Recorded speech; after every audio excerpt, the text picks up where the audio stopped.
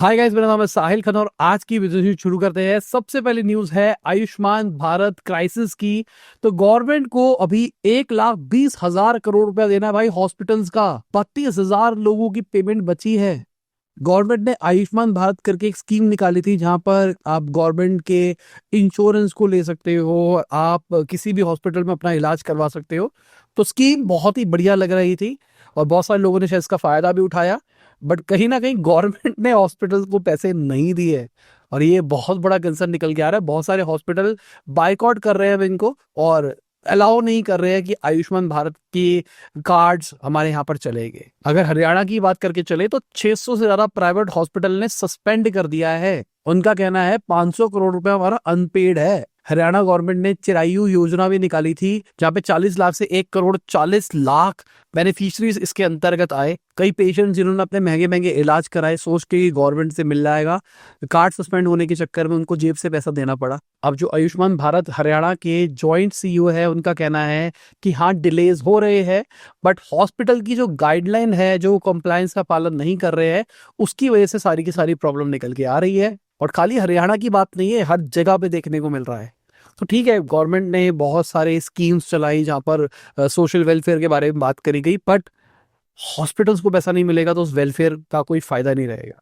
On books तो सही लगेगा बट गेम बहुत बड़ी हो सकती है। अभी दिल्ली गवर्नमेंट की बात करके चले तो 200 करोड़ का स्टार्टअप फंड वो निकाल रहे हैं जहां पे 100% रीइंबर्समेंट भी मिलेगा। अगर कोई कोवर्किंग के ऊपर आपने रेंटल ले रखा है या फिर पेटेंट फाइलिंग करते हो, एग्जीबिशन करते हो, उसके लिए साथ में स्टार्टअप्स को 2 लाख रुपए मंथली दिए जाएगी अपने ऑपरेशनल अलाउंस के लिए 1 साल तक। टारगेट ये है कि 5,000 स्टार्टअप्स को बनाया जाए 2035 तक। Health care, hospitality, fintech, robotics, AI, machine learning, drones, gaming और ऑग्यूमेंटेड रियलिटी के ऊपर। तो विजन अच्छा है, लेट्स सी एग्जीक्यूट कैसे होता है, क्योंकि प्लानिंग बहुत सारी होती है और एग्जीक्यूशन में दिक्कत आती है। तो दिल्ली के हो तो एक्साइटेड हो जाओ, पैसा आ सकता है।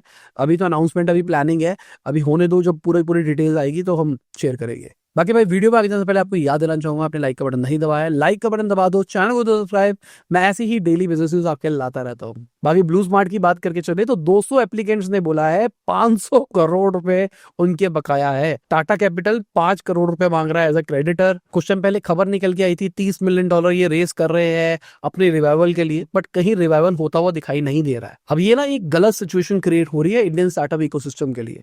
अभी ना एक दो न्यूज जो मैं आपको बताऊंगा ना, उसमें समझ में आएगा कि क्या कहानी हो रही है।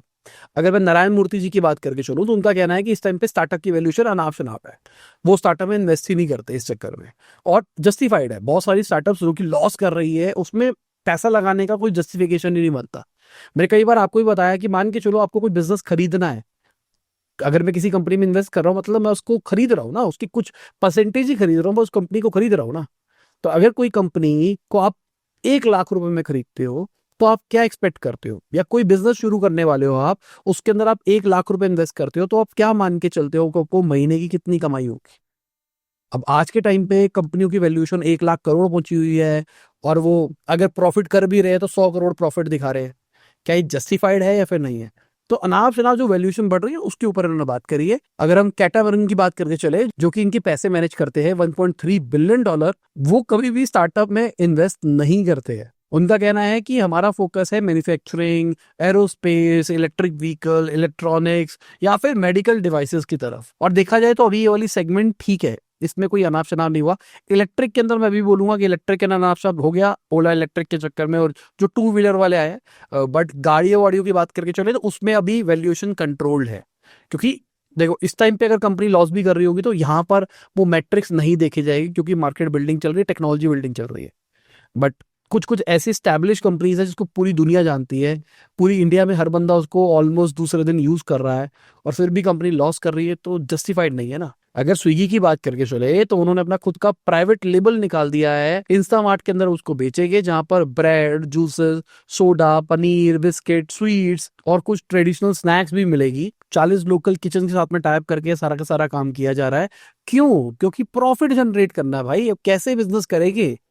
अब आईपीओ तो निकाल दिया है, इतनी ज्यादा हमारी वैल्यूएशन भी हो गई है, अब लॉसेस हो रहे हैं तो उस लॉसेस को कवर करने के लिए कुछ ना कुछ तो करना पड़ेगा।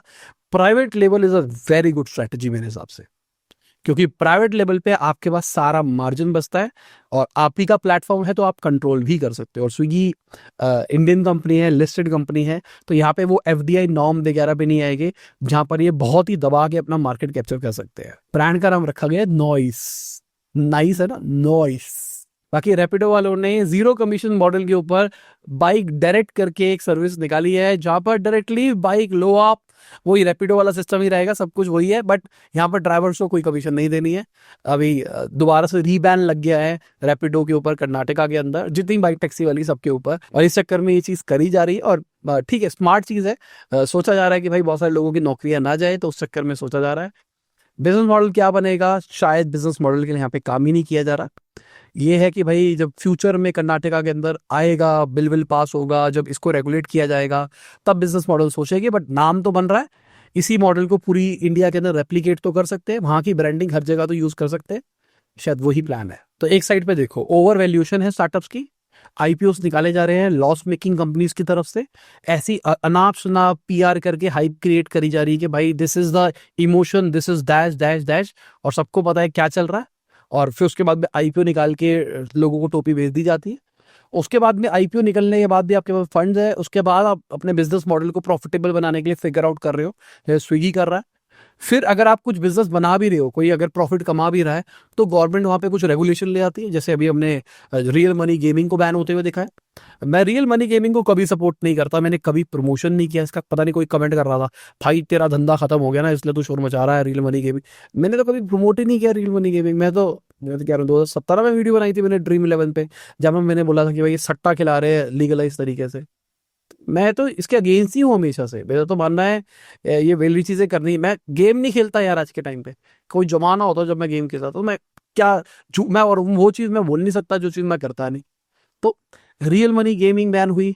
अब ये बहुत बड़ा कंसर्न क्यों है, पहले ही स्टार्टअप में इन्वेस्टमेंट से लोग कतरा रहे हैं, क्योंकि फंड्स पहले से सूखे हुए ग्लोबल लेवल के ऊपर, ग्लोबल डोनाल्ड ट्रम्प की नस खींची पड़ी, उस चक्कर में फंड्स का इंजेक्शन कम होगा। रिसेंटली हमने लास्ट न्यूज के अंदर ही बात करी थी कि जो फॉरेन इंस्टीट्यूशनल इन्वेस्टर है उनका पैसा बाहर जाता हुआ दिखाई दे रहा है। तो बाहर का पैसा तो इंडिया में नहीं आ रहा, इंडिया का पैसा अब इंडिया में लगना है। अब इंडिया का पैसा इंडिया में लग नहीं रहा, क्योंकि वैल्यूएशन इतनी अनाप शनाप हो रखी है। और वैल्यूएशन हो रखी है, इस वैल्यूएशन पे इन्वेस्टमेंट इसलिए भी नहीं हो रही क्योंकि अगर आईपीओ निकालेंगे तो भाई नाम खराब हो जाएगा। अब कोई बिजनेस कर भी रहा है तो गवर्नमेंट उसको बंद करने की कोशिश कर रही है, रैपिडो को जैसे कर्नाटका के अंदर बंद कर दिया।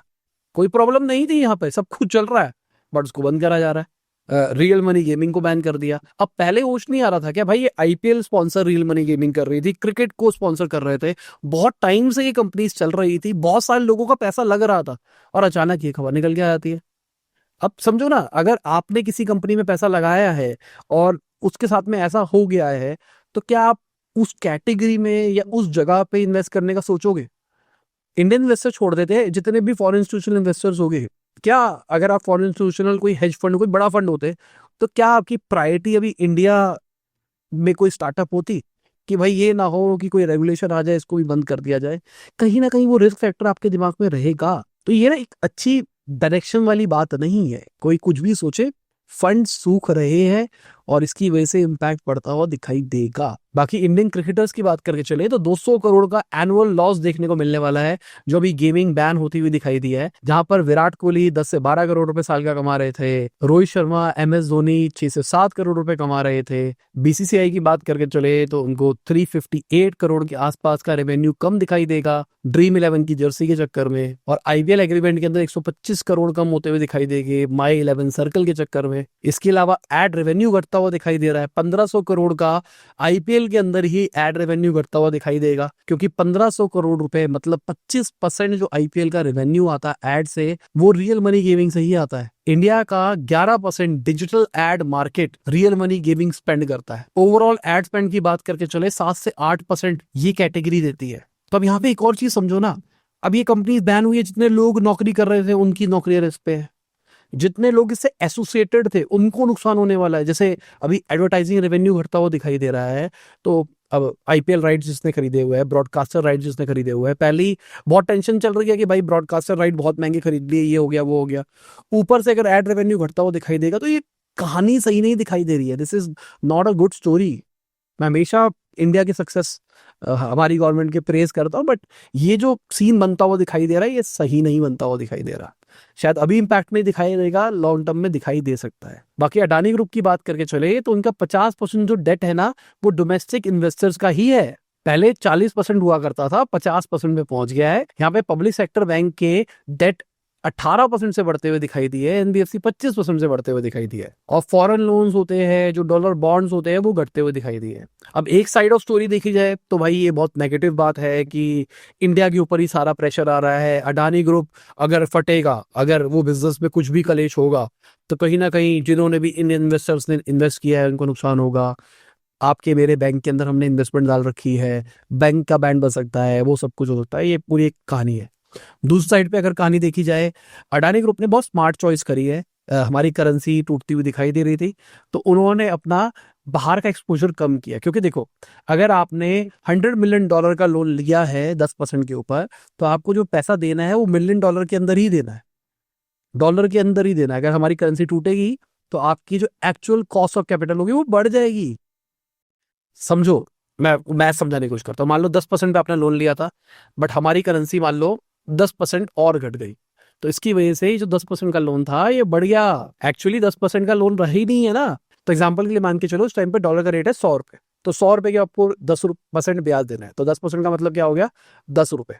बट अब क्या होता है, डॉलर 100 की जगह 120 पे पहुंच जाता है। मैं हाइपोथेटिकली बात कर रहा हूँ, ठीक है। तो अब आपको कितना रुपए देना होगा, 12 रुपए। तो आपकी कॉस्ट ऑफ कैपिटल बढ़ गई ना।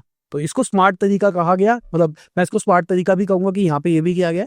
बट कहीं ना कहीं अडानी ग्रुप का रिस्क इंडियन के ऊपर ट्रांसफर होता हुआ दिखाई दे रहा है। बट अडानी ग्रुप का जो फाइनेंशियल ईयर 25 का प्रॉफिट है वो ऑलमोस्ट 90,000 करोड़ के आसपास था। कोर अर्निंग की बात करके चल रहे हैं, और अगर हम आफ्टर टैक्स भी बात करके चले तो 40,000 करोड़ से ज्यादा था। 60,000 करोड़ का कैश रिजर्व पड़ा है इनके पास में, और अभी जिस तरीके से एक्सपेंशन करनी है तो पैसा ये और रेस करेंगे। बाकी इंडिया की एक एआई स्टार्टअप है विस कॉमर्स करके, उन्होंने $8 मिलियन रेस करे हैं अपने सीरीज ए राउंड के अंदर। इनका $100 मिलियन का जीएमवी है एनुअली अगर देखा जाए तो। 100 से ज्यादा सेल्स रेप इनके पास में और 3 लाख बायर्स है इनके पास में, ऐसा इनका कहना है। ये एक ई कॉमर्स प्लेटफॉर्म है जो कि होलसेल डिस्ट्रीब्यूटर्स के ऊपर काम कर रहा है। बाकी वीवर्क इंडिया की बात करके चले तो 128 करोड़ का प्रॉफिट रिपोर्ट किया फाइनेंशियल ईयर 25 के अंदर, जहां पे 135 करोड़ के आसपास इन्होंने लॉस रिपोर्ट किया था फाइनेंशियल ईयर 24 के अंदर। अब यहाँ पे एक बहुत बड़ा कैश है। अगर इतनी स्टोरी सुनी है तो आपको बहुत अच्छा लग रहा है, बट इसमें डेफर्ड टैक्सेस है। मतलब आपने कोई पुराने टैक्सेस थे जिसको अभी तक नहीं कंसिडर किया था, अब आपने उसको कंसिडर किया है, उसकी वजह से 285 करोड़ का भाई आपको गेन देखने को मिला है। ओवरऑल देखा जाए तो 156 करोड़ के आसपास का लॉस रिपोर्ट किया गया है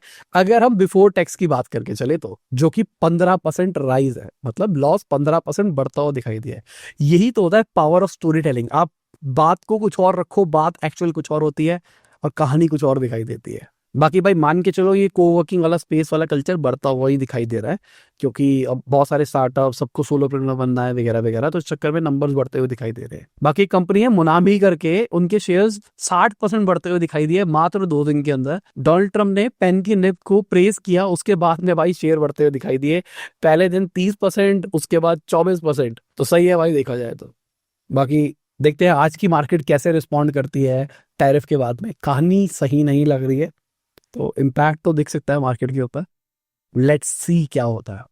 और इसी के साथ में हमारी आज की बिजनेस न्यूज खत्म होती है।